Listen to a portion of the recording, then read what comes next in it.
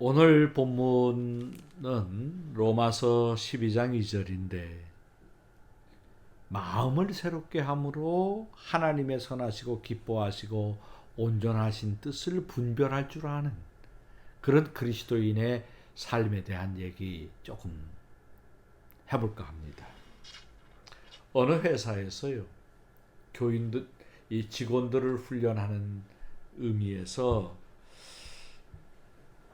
내가 변화되고 싶은 게 있다면 그것이 무엇냐, 어떤 면에서 변화되고 싶냐, 이제 그런 훈련을 좀 했다고 그래요. 그랬더니 직원들이 가장 많이 했던 것 중에 하나가 일주일에 책 한 권씩 읽겠다, 그런 게 제일 많았다고 그래요. 또 어떤 경우에는 내가 금년 이 한 달 동안 체중을 한 3kg에서 5kg는 빼야 되겠다, 그런 뭐 운동을 좀 하겠다. 어떤 사람들이 하는 말인즉은 제일 많이 그렇게 보편적인 얘기도 하지만 보통은 외국어를 공부하겠다, 그게 아주 많았다고 그럽니다, 그 직장인들한테. 그래서 한동안에는 토익 공부하는, 요새도 그런지 모르겠습니다만은 그런 일들이 많이 있었다고 그래요. 왜요? 우리가 사는 시대는 변화의 시대니까요. 내가 변하지 않으면 안 되니까. 변화된 시대를 따라가려면 그 시대가 변하는 것 이상으로 내 자신의 변화가 필요하다는 것을 사람들이 이해하는 것입니다. 이제는 뭐 너무나 세계적으로 인터넷도 연결이 잘 되고 여러 가지 컴퓨터를 통한 의사소통의 과정들이 보편화돼서 말할 나위도 없는 것입니다만은, 한동안에 우리 사회에서는 우리 사회가 세계화의 시대를 가야 된다 하는 얘기를 많이 하지 않았습니까? 그 말대로 정말 오늘날에는 우리가 사는 이 시대는 세계화된 시대가 되었습니다. 그러면 그 세계화된 시대에서 우리들의 의식, 우리들의 가치관, 삶의 방식 좀 바뀌어져야 되지 않냐. 시대의 유행에 나를 따라 맞추겠다는 게 아니고 시대의 흐름 속에 있는 하나님의 뜻을 분별할 줄 아는 그런 사회생활을 해나가는 그리스도인이 되어야 한다는 말씀을 오늘 좀 드리고 싶은 것입니다. 사람들은 유행에 민감했어요. 누가 이런 옷 입는다 그러면 그거다. 누가 뭐 이렇게 한다 그러면 또 그렇게 따라가는, 얼마든지 그럴 수 있을 거라고 생각도 하고 그게 세상살이라고도 생각을 합니다만, 사도 바울식으로 말하면 그거는 시대를 따라가는 거죠. 근데 그리스도인의 삶이라는 건 시대를 적응할 뿐만 아니라 시대를 앞서가는 하나님의 뜻을 분별할 줄 아는 이런 태도가 필요하다고 하는 것입니다. 우리가 변화가 된다는 건 단순하게 유행 따라가자는 말씀이 아닙니다. 유행 따라가면 어느 순간이든지 늘 뒤처지는 사람일 수밖에 없잖아요.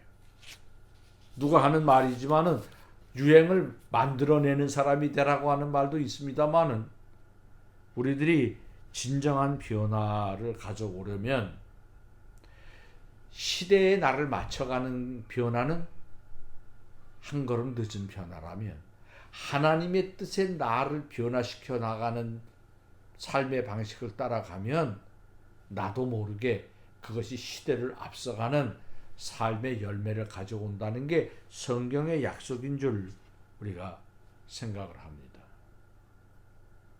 한동안에는 운전할 때요, 길을 잘하는 게 운전하려는 사람에게는 가장 중요한 능력 중에 하나였습니다.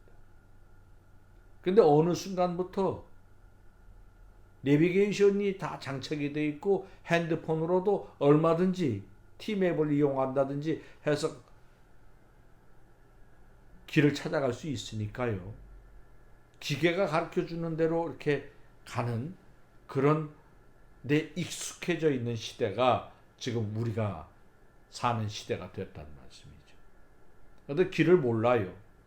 처음 가는 길이지만 내비게이션을 통해서 인도받는 대로 가면 목적지에 도착한다 하는 그런 생각을 가지고 기계를 이용해서 산다는 말씀이죠. 예전에는 지구를 중심으로 해서 태양이 돈다 그렇게 생각을 했다가 아니라고, 지구가 태양을 중심으로 도는 거라고 하는 이런 코페르니쿠스적인 변화의 관점들이 세상을 새롭게 만들었지 않았습니까? 우리 사회생활을 해 나가시는 여러분들이 직장생활을 하시든지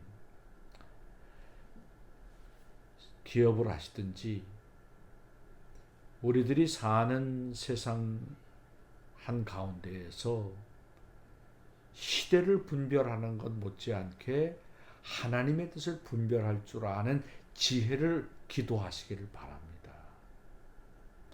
사람들 생각에는 좀 엉뚱해 보이기도 하고요. 그렇게 해가지고 될까?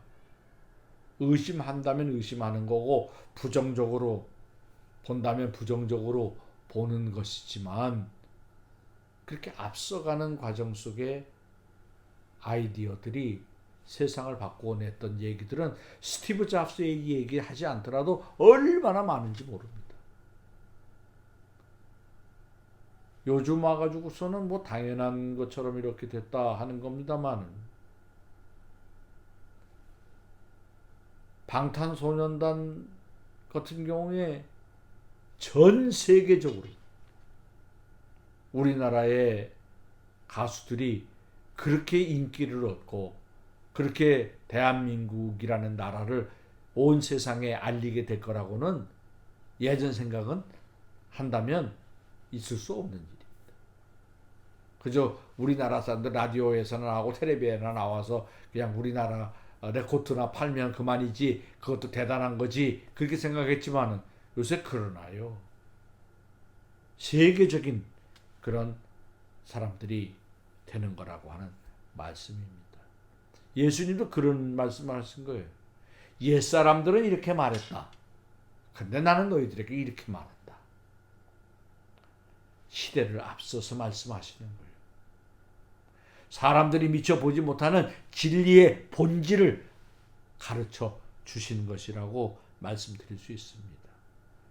이스라엘 사람들이 가지고 있는 고정적인 사고 방식을 새로운 가치로, 새로운 방향으로 전환시켜내신 분이 예수 그리스도라고, 그리스도의 가르쳐 주신 복음이라고 그렇게 말씀드릴 수가 있습니다.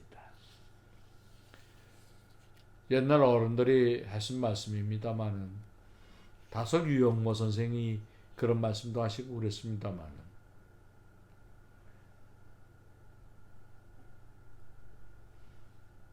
미생물이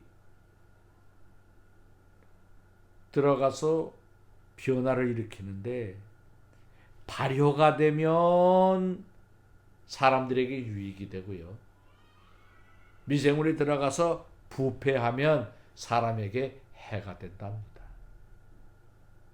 우리는 그런 의미에서 우리는 발효되는 사람이 되어야 된다, 그런 얘기를 하죠. 다석 선생 표현대로 말하면 그리스도인은 발효된 자가 되어야 된다는 말씀입니다. 우리들의 생각들을 내려놓고 세상적인 흐름을 내려놓고 하나님께서 가르쳐 주시는 은혜의 길을 찾아내는 것이야말로 그리스도인의 삶의 비결일 터인데, 우리 성도님들이 사회생활을 하시고 그 사회생활 속에 감당하게 되는 각양각색의 직업이나 역할들이 있으실 터인데 바로 그런 모습들 속에서 우리들의 삶이 변화된 것이 가져다주는 원칙의 열매들을 거두어내시면 좋겠습니다.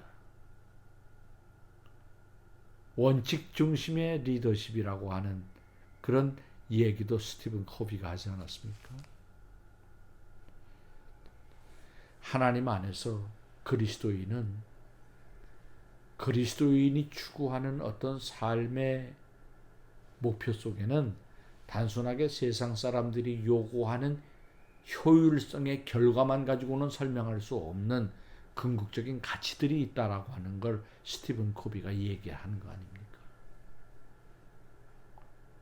이 시대를 뛰어넘어 있는 하나님의 선하시고 기뻐하시고 온전하신 뜻이 무엇인지 분별해낼 줄 아는 능력을 가지고 하나님 안에서 여러분에게 주어져 있는 역할을 감당하시도록 그렇게 권면의 말씀을 드리고 싶습니다. 나의 변화가, 내 삶의 가치와 태도의 변화가 내 주위 사람들에게 새로운 축복의 기회가 될 수 있도록 사는 것, 바로 그것이야말로 그리스도인들의 사회생활이 가져다주는 인생사의 행복이라고도 말할 수 있겠습니다. 담임 목사로서 우리 성도님들이 일상의 생활 속에서 그런 행복감을 많이 느끼고 또 그런 과정 속에서 여러분으로 해서 가정과 직장과 사업의 많은 부분들이 하나님의 영광이 될 수 있게 되기를 기대하면서 말씀을 드립니다.